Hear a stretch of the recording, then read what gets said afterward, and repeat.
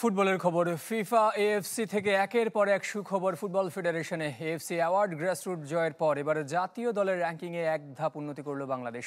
তৃণমূলে আরও উন্নতির লক্ষ্যে স্কুল ফুটবলার দেশের একাডেমিগুলোকে নিয়ে বেশি মনোযোগী হতে চান ডেভেলপমেন্ট কমিটির চেয়ারম্যান নাসের শাহরিয়ার জাহিদি। নির্বাহী সভায় কথা বলতে চান জাতীয় দল আর হেড কোচ হাভিয়ের কাবরেরার পারফরমেন্স নিয়ে।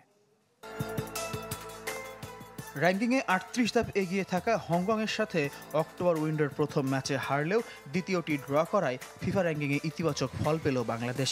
এক ধাপ উন্নতি করে এখন ১৮৩তে হামজা জামালরা। তবে দর্শকের মাঝে হেড কোচ হাভিয়ের কাবরেরার বিরোধী মনোভাব বেড়েই চলেছে। এর সমাধান কি?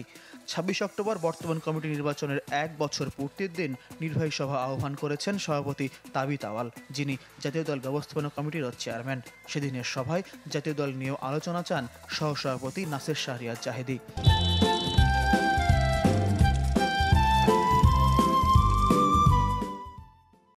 সভাপতি এক্সিকিউটিভ কমিটির সভা দিয়েছেন খুব শীঘ্রই, এক সপ্তাহ পরেই। তো সেখানে আমরা সব বিষয় নিয়ে আলোচনা করব। এই বিষয়ে হয়তো সেখানে আলোচিত হবে।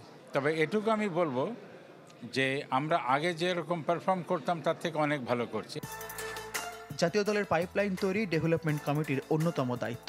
স্কুল ফুটবল ও বয়সভিত্তিক টুর্নামেন্টে মনোযোগ বৃদ্ধির পাশাপাশি দেশের একাডেমিগুলোকে এক ছাতার নিচে এনে সচল কার্যক্রমে রাখার চেষ্টা চালিয়ে যাচ্ছে ফেডারেশন। আমরা স্কুল ফুটবল চালু করার চেষ্টা করছি। স্কুল ফুটবলের মাধ্যমে আমরা দেখব অনেক প্রতিভা এগিয়ে আসবে। এই একাডেমিগুলোকে আমরা যদি প্রপার সাপোর্ট দিতে পারি, তাদেরকে কোচ দিতে পারি, তাহলে কি হবে, পেরিফেরাল অঞ্চলে 7 থেকে 14-15 বছরে যে বাচ্চাগুলো ফুটবলে প্রতিভাবান হতে পারে তাদেরকে আমরা তুলে আনতে পারবো। এএফসির গ্রাসরুট অ্যাওয়ার্ড প্রাপ্তির জন্য অর্জনের চেয়ে উদ্যোগকে এগিয়ে রাখছেন ডেভেলপমেন্ট কমিটির চেয়ারম্যান। এএফসি আমাদেরকে যে অ্যাওয়ার্ডটা দিয়েছে এটা আমার মনে হয় অর্জনের থেকে উদ্যোগের জন্য বেশি, কারণ অর্জনটা আগামী 1-2 বছর আরও বেশি দেখা যাবে। কিন্তু আমার মনে হয় এএফসি লক্ষ্য করেছে যে গত 1 বছরে এই পর্যায়ে আমাদের উদ্যোগগুলো অত্যন্ত প্রশংসনীয়।